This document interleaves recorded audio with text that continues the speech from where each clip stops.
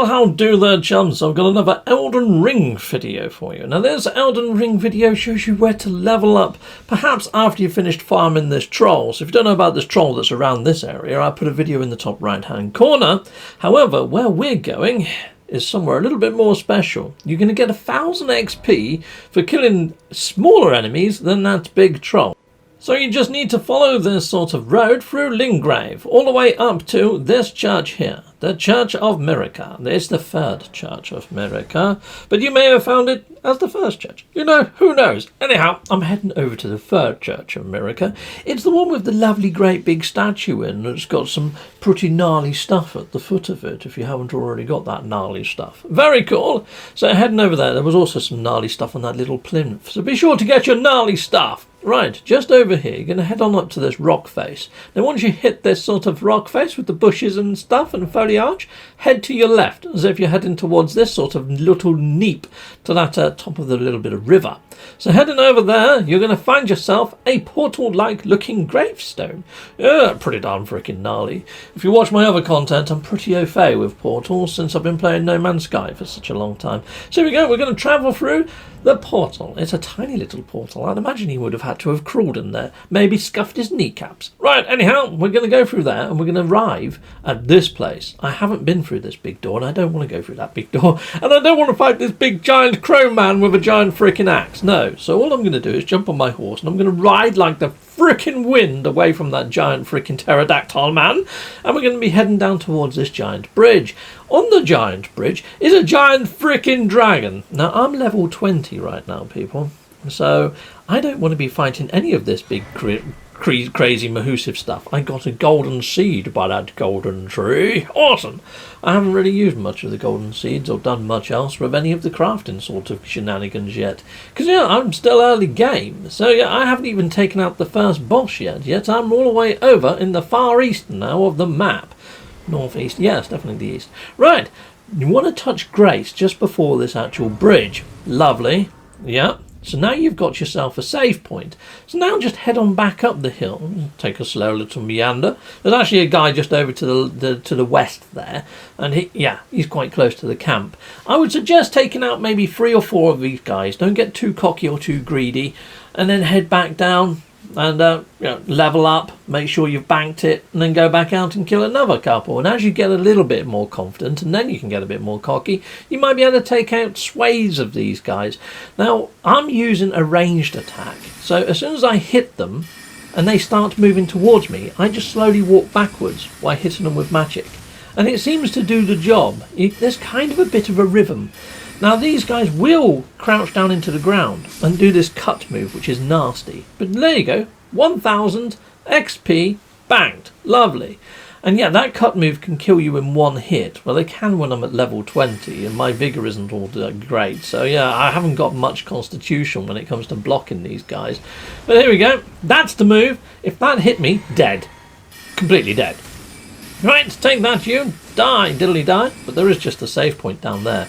And if they do manage to get me, which they have a couple of times, I just jump on my horse, Torrent, and I ride up there, quickly grab it, and then sort of carry on. Because it's not all that far from here. It's pretty darn freaking easy, this area to farm. Far easier than taking on that giant troll in my previous video. However, that giant troll is very good for getting up a few levels. I would still suggest using that method to get from level 5 all the way up to like level 10 or maybe 20. And then come here and go from level 20 to like level 30. Or level 40 even, if you want to continue doing this. It's a little bit repetitive, but you know what? It's a way, isn't it? So brilliant.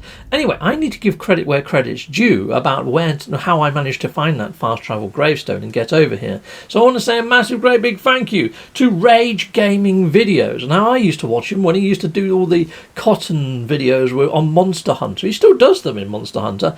Freaking awesome channel. I'll put a link in the top right hand corner to Rage Gaming Videos because he's freaking awesome. Also, I think he's from the UK, which, a little nod to the UKans. Lovely. Cool. Take that, you. Brilliant. So I'm just batting these guys with my magic. You know what? I'm going to let you watch and listen to some of the combat for a while rather than me just rabbiting on. Enjoy.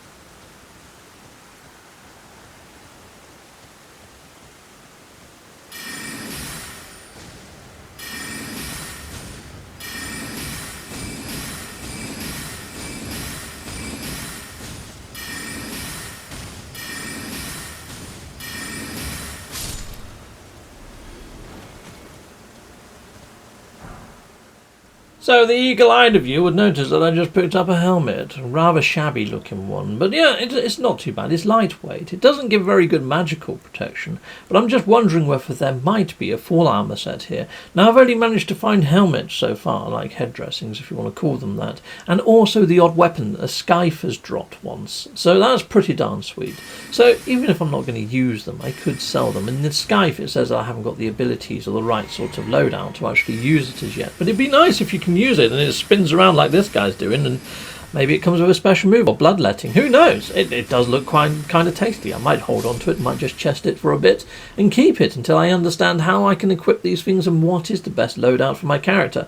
Because like I say, I'm still running around in my beginning pyjamas. I haven't really gone into changing out my armour sets. However, I've picked up quite a nice shield and a nice helmet that I might sort of mix this character out a bit to have him sort of more of a magical sort of warrior in a roundabout way. I have been upping the strength quite a lot for the melee side of things. I'm finding my magic is depleting rather quick. I think I need to find a new wand. So yeah, I'll be looking out for a new wand at some stage. Yes, maybe that'll be the next sort of video that I venture into, because at some point I need to go and take on and tackle the first boss, which I haven't actually done as yet because I'm too busy building up my character. I was thinking of maybe getting my character to around a level about 40 before I go to the first boss. I don't know whether that's a bit overkill, but what I hear is the first boss is that OP that it puts a lot of people off of actually playing any further than the first boss. I mean, what attracted me to this game? It was when I actually saw the trailer, the gameplay trailers, and you've got the big dragon in the lake, and the guy was on the horse and he was actually doing magic, and there was all those circles that appeared and the magic came down. It reminded me so much of Dragon's Dogma. I thought, you know what, this Souls game actually looks really interesting. Because Souls games to me before, yeah, I played them, but I'm never any good at them. And because it's so linear and you can't just sort of, if you hit a wall, there's not much you can do about it. You've just got to get good. Here, at least you can just turn around and go somewhere else, explore a bit, maybe unlock a little bit of the map, look for loot, look for gear, maybe run a few dungeons. You're not forced to go up against the bosses before you're ready to go up against the bosses. So it's completely up to you, and that's why I'm really liking Elden Ring and that sort of approach. A lot of people are saying, well, the open world is too open. Well, it's great if you're an explorer like me. I mean, I like games like No Man's Sky. I like to just chillax. And you know what? If they added in-camera mode into this game, it would be quite chillaxing. I will be doing a review on Elden Ring and what I think of it, but I think for me to do a review I need to get to maybe level 50. So at least I'm halfway through the actual level grind with inside of Elden Ring to give a fair opinion, and I'm hoping by level 50 I would have at least taken out the first boss, maybe have got some pretty legendary gear by that stage to understand the full sort of dynamics of what's to come. Or maybe I hold on off and wait until I'm max level, who knows. But yeah, that max level, like level 99. But anyhow, I am enjoying my time with Elden Ring. If you watched my first impressions video, I very much wasn't enjoying my time with Elden Ring.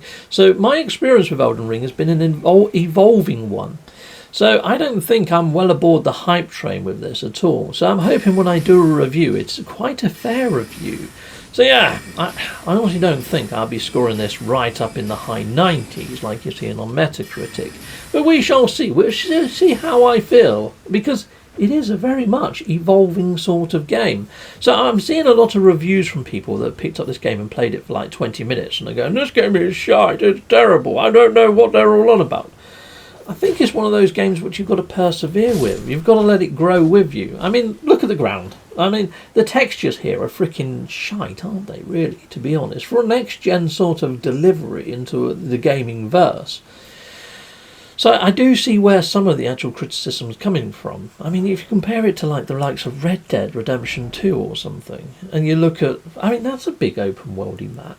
And I'd say their map is more realised than what this one is. This is no improvement graphics-wise. I mean, yes, it's got some fancy elements, so it's got some lovely ghosty trees, and it's got big castles on the horizon, and the level of distance draw is beautiful. But then, you know, you've got the level of distance draw inside of Red Dead, so it's one of those. I can see where the critics are coming from, and I'll be sure to be putting that into my review. Anyway, back to this. You can see here I'm now on level 29.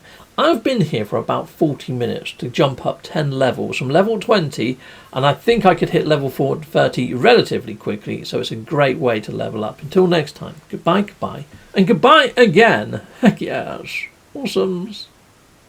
Well, thank you very much for watching. If you like what you see, please hit a like and a subscribe, and I'd like to say a massive great big thank you to all of my backers over on Patreon and over on YouTube membership. Thanking you, backers! And if you want to support this channel, just don't skip the adverts. That throws revenue down my avenue. Or yeah, just stay with Captain Steve that little bit longer and hit something on this screen. There's merch here now too.